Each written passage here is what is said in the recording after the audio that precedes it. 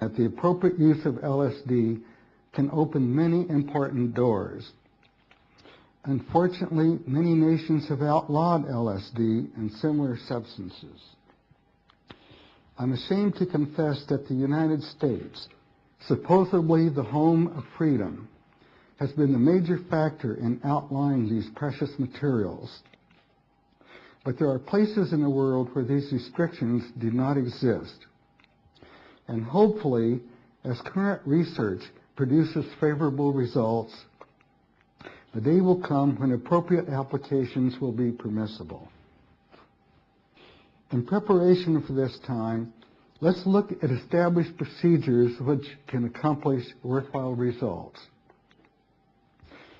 As mentioned before, there are open, caring persons who naturally respond to the remarkable openings that are presented. There have been some who have been so enormously grateful for what they obtained in LSD and for what they have learned in a single session that they are content to never imbibe again. Those who have more difficult times can be greatly helped by experienced guides. This is an area I'm very familiar with, as it took me a number of years to clear up much of the garbage I was carrying. But the greater one is suffering, the more profound is the relief of getting free.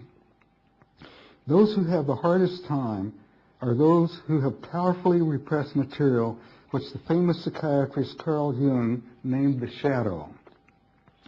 Carl Jung is no doubt one of the bravest men who ever lived, intentionally plunging deeply into his unconscious to search out and resolve his inner conflicts.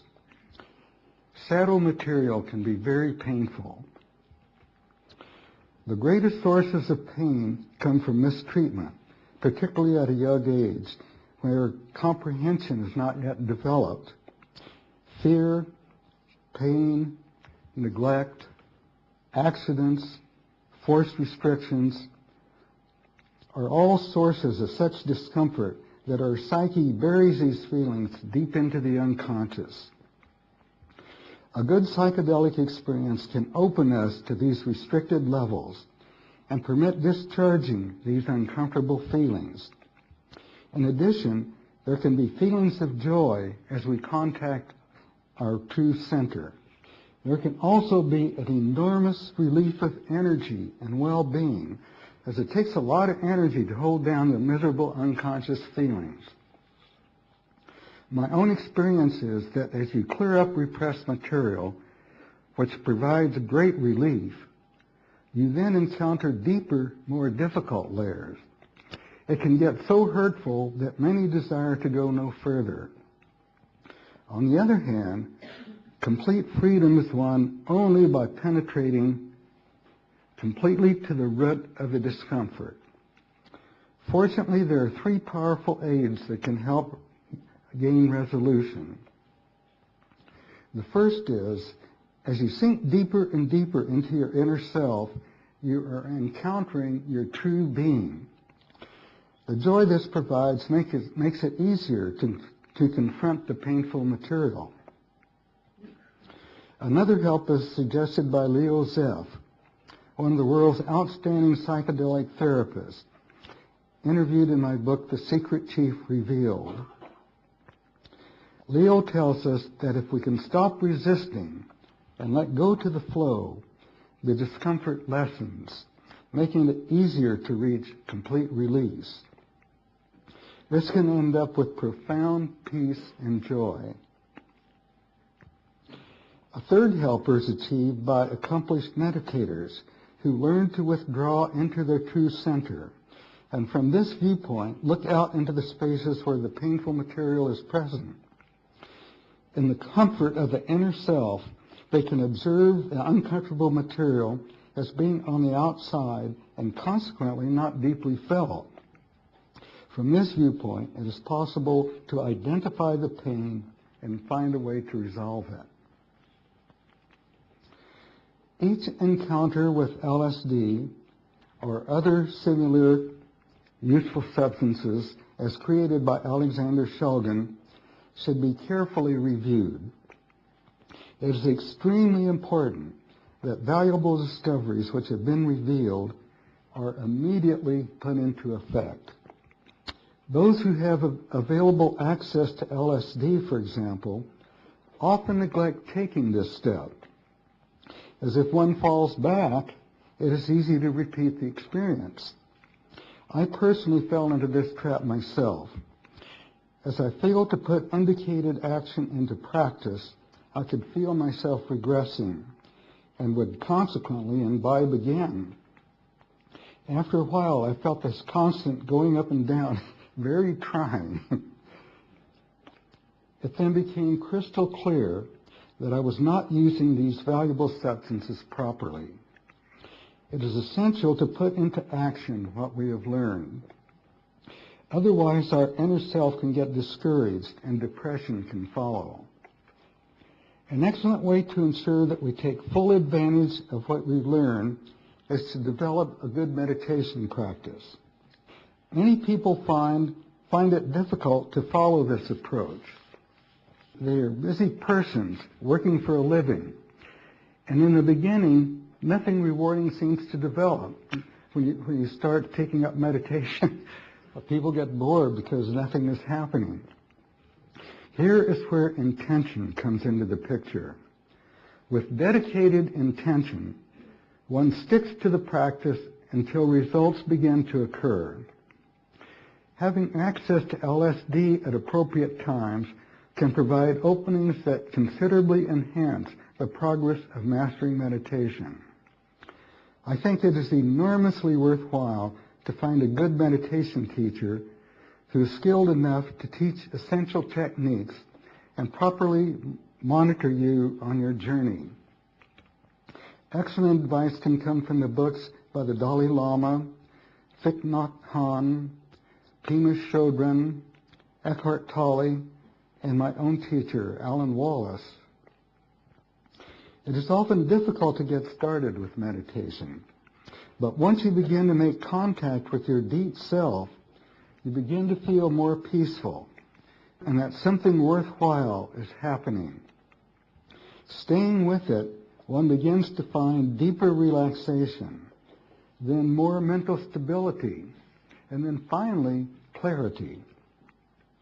As you increase your ability to hold your mind still, the door to the unconscious becomes more open, and repressed material can surface, providing wonderful release.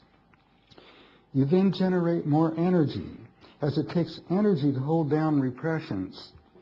If you earnestly pursue such a practice, you will find yourself developing calmness, which can progress to peace, then euphoria, and in due time, even ecstasy.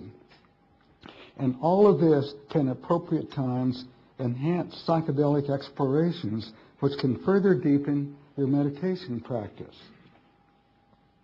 The more we progress, the more we learn to open up and resolve inappropriate material. In general, most of us don't care for pain.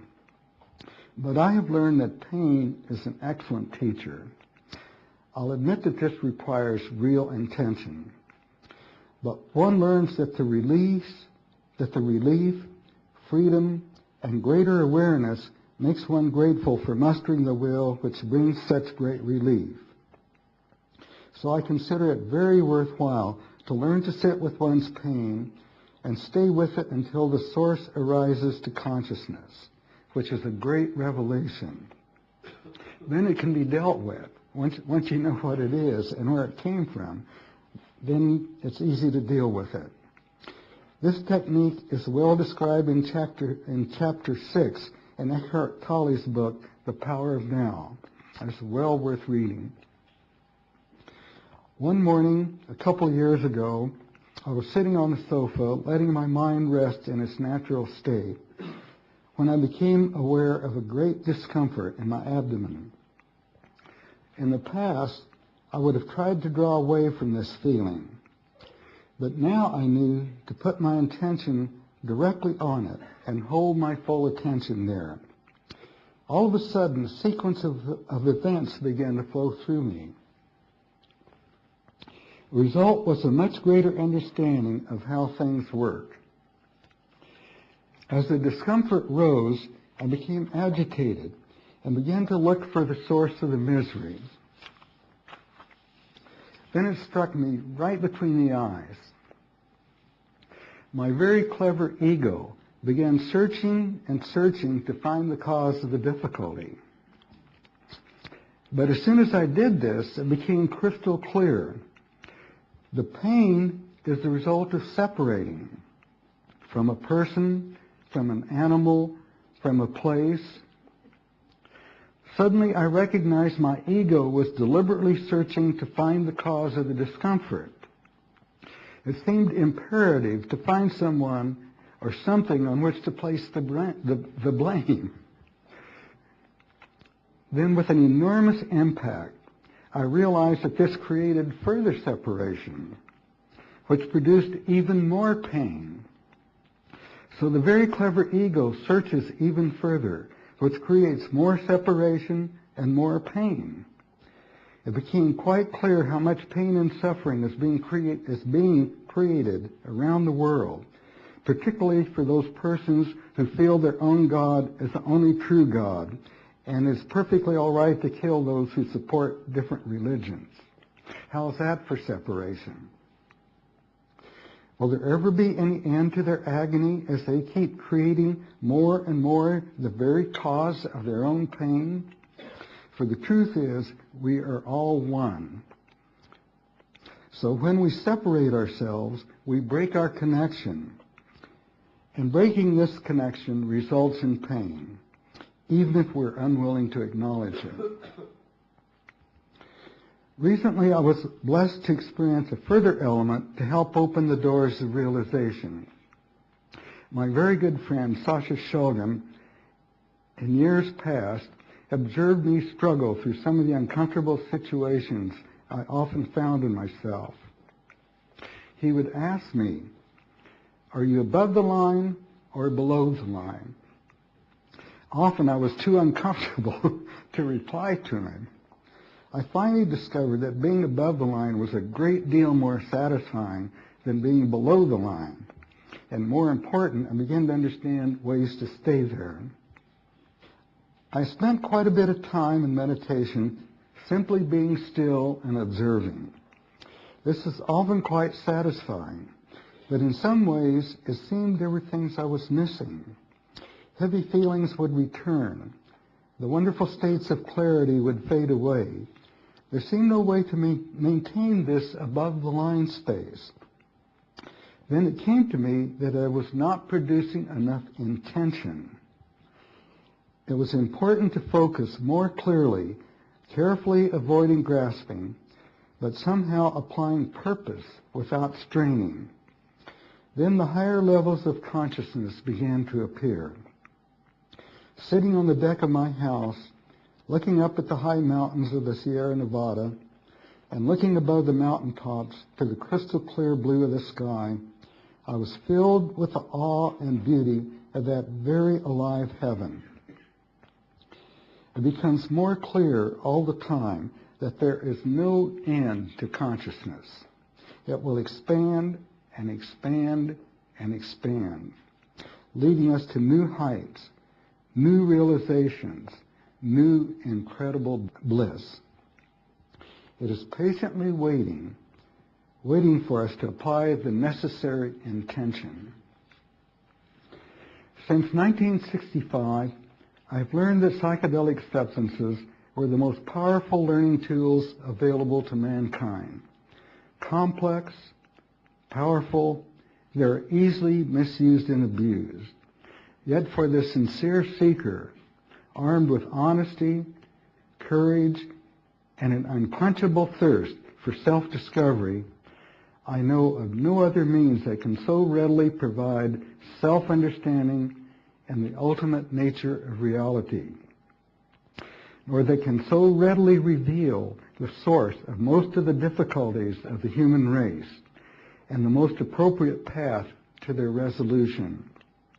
This is in a world where these restrictions do not exist. And hopefully, as current research produces favorable results, The day will come when appropriate applications will be permissible. In preparation for this time, let's look at established procedures which can accomplish worthwhile results. The hardest time are those who have powerfully repressed material which the famous psychiatrist Carl Jung named the shadow. Carl Jung is no doubt one of the bravest men who ever lived, intentionally plunging deeply into his unconscious to search out and resolve his inner conflicts. Shadow material can be very painful. That the appropriate use of LSD can open many important doors. Unfortunately, many nations have outlawed LSD and similar substances. I'm ashamed to confess that the United States, supposedly the home of freedom, has been the major factor in outlawing these precious materials. But there are places, as mentioned before, there are open, caring persons who naturally respond to the remarkable openings that are presented.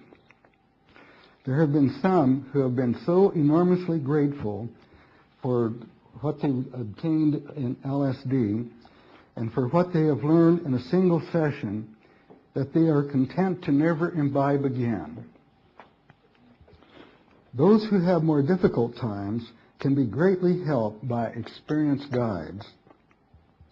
This is an area I'm very familiar with, as it took me a number of years to clear up much of the garbage I was carrying.